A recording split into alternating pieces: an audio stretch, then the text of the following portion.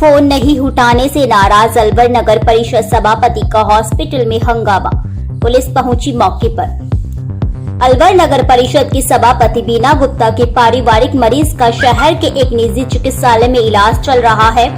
बताया जा रहा है कि इसी दौरान चिकित्सालय में सभापति ने फोन किया, लेकिन किसी ने उसका फोन रिसीव नहीं किया। इसी बात को लेकर गुस्साई सभापति बीना गुप्ता चिकित्सालय पहुंची और रिसेप्शन पर बैठी युवती के साथ हाथापाई कर दी।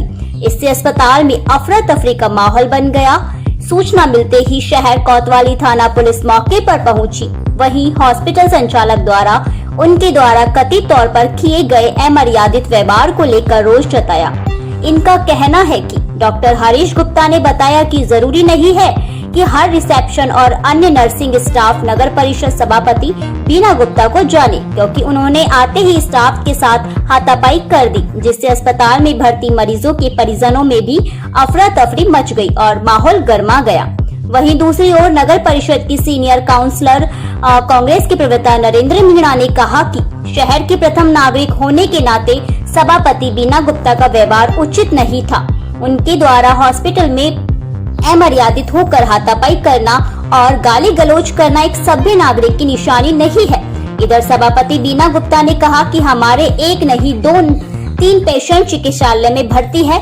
चिकित्सालय संचालक द्वारा फोन नहीं उठाना और संतोषप्रद जवाब नहीं देना उचित नहीं है। सभापति ने कहा कि उनके मरीज की हालत चिंताजनक और गंभीर है, फिर भी उसकी केयर टेकर नहीं की जा रही। इसकी शिकायत जिला कलेक्टर और नगर परिषद आयुक्त को भी की है। दूसरी ओर हॉस्पिटल की कार्यशैली को लेकर मुख्य चिकित्सा एवं स्वास्थ्य अधिकारी को शिकायत दी गई है। मैं यहाँ हॉस्पिटल से आज एक हफ्ते में ये तीसरा पेशेंट है हमारा। 2 पेशेंट पहले भी मैंने कलेक्टर साहब से एक रोज़ मैंने 11:30 बजे बात की। उस पेशेंट को यहाँ से हमने निकाला हरीश हॉस्पिटल से, और कलेक्टर साहब ने उसकी इतनी बढ़िया व्यवस्था करी। आज उसकी ऑक्सीजन 90 से ऊपर है और वो पेशेंट ठीक है बिल्कुल। उसने कलेक्टर साहब ने आईसीयू में उसको तुरंत बेड अवेलेबल करवाया, आईसीयू अवेलेबल करवाई और उसको ऑक्सीजन। और कलेक्टर साहब के आज उनकी वजह से वो 2 पेशेंट है, दोनों पेशेंट मेरे ठीक हैं। आज मुझे यहाँ पता लगा अभी कि एक पेशेंट बहुत ज़्यादा सीरियस है, उसकी 90 उसके संक्रमण आ रहे हैं और 23 उसकी उसमें सिटी में आया है, तो 90 से ज़्यादा संक्रमण होने से वो सीरियस हो जाता है। मैंने यहाँ पेशेंट के परिजनों से बात की। परिजनों ने मैंने कहा उनसे मेरा इंचार्ज से बात कराओ, तो परिजन इंचार्ज के पास गए। इंचार्ज ने ये जवाब दिया मुझे कोई चेयरमैन से बात नहीं करनी। मैं कहा मैंने डॉक्टर से बात करी, डॉक्टर हरीश को मैंने 3-4 फ़ोन मिलाए, डॉक्टर हरीश जी ने फ़ोन नहीं उठाया। मैंने उठा के और उसके बाद मैंने आयुक्त साहब से मैंने पूछा कौन इसमें अधिकारी लगाया हुआ है। आयुक्त साहब ने मनीष जी यादव हैं, उनके नंबर दिए मुझे, उन्होंने मनीष जी को नंबर दिए मेरे। मनीष जी का मेरे पास फ़ोन आया और इनको इतना बुरी तरह हरीश जी से हरीश हॉस्पिटल में उनको डांट के बोला है। तब मेरे पास हरीश हॉस्पिटल से दोनों बच्चों के दीपेश के और अवलेश के फ़ोन गए। मैंने फ़ोन नहीं उठाया और मैं सीधी हॉस्पिटल सारे पार्षदों को लेके आई। मैं कि इस तरह का बर्ताव इस टाइम अगर आप लोग कर रहे हो तो इससे सबसे पहले मैंने जो रिसेप्शन पे उस लड़की से बैठी, मैं कहा बाहर आ केबिन में से, तूने फ़ोन पे बात करने के लिए कैसे इनकार कर दिया? संतोषपूर्वक जवाब क्यों नहीं देते जनता को? मैंने उसका हाथ पकड़े के उसको बाहर बुलाया, आप केबिन से बाहर आ जा, और बाहर आके बता इस फ़ोन को रखा, डॉक्टर को बुला। डॉक्टरों को बुला, नहीं आए डॉक्टर, बाद में आए। उसके बाद उस लड़की ने बोला मैं जब फ़ोन कर रही हूँ, फ़ोन अब क्या करेगी अगर ऐसे ही पेशेंट ये प्राइवेट हॉस्पिटलों में जब जवाब दे रहे हैं, हरीश हॉस्पिटल से सारे केस बिगड़ते जा रहे हैं। ना कि कोई जवाब संतुष्टपूर्वक मिलता है, ना रिसेप्शन वाले संतुष्टपूर्वक जवाब दे रहे, ना डॉक्टर से। उसके बाद जब मैं यहाँ आई, अब दोनों डॉक्टर आते हैं आपके फ़ोन, ना ये मेरा फ़ोन से मुझे कोई मतलब नहीं है। डॉक्टर CMO ने ये बोला हमें पेशेंट की रिक्वेस्ट भिजवाइए, मैं इंजेक्शन अवेलेबल तुरंत करवाता हूँ। मैंने इसीलिए इनको फ़ोन किया, फिर मैं यहाँ आई और यहाँ आने के बाद जब देखा तो सारे ही पेशेंट के पेरेंट्स, एक फौजी भाई साहब थे कि मुझे 4 दिन हो गए इनको ऐसे करते करते, 4-5 पेशेंट के पेरेंट्स बुरी तरह रोने लगे। सारे के सारे मेरे साथ हुए कि इनकी यही रवैया चल रहा है, ऐसा नहीं होना चाहिए, इनको इस हॉस्पिटल पे रोक लगानी चाहिए। अगर ये गलत करते हैं तो हॉस्पिटल के डॉक्टरों को तुरंत कार्रवाई करनी चाहिए। कलेक्टर साहब से मेरा रिक्वेस्ट निवेदन है। और उसके साथ हमारे तरुण जी पुलिस में हैं, कोतवाली में लगे हुए हैं।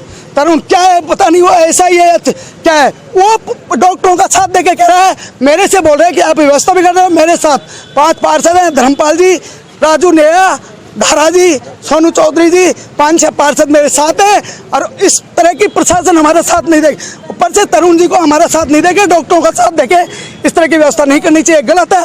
ऐसे बंदे को नहीं रहना चाहिए अलवर में। एक महिला आई है यहाँ पर अभी, एक जो अपने आप को कहती है मैं चेयरमैन हूँ म्यूनसिपलिटी की, बीना गुप्ता मेरा नाम है।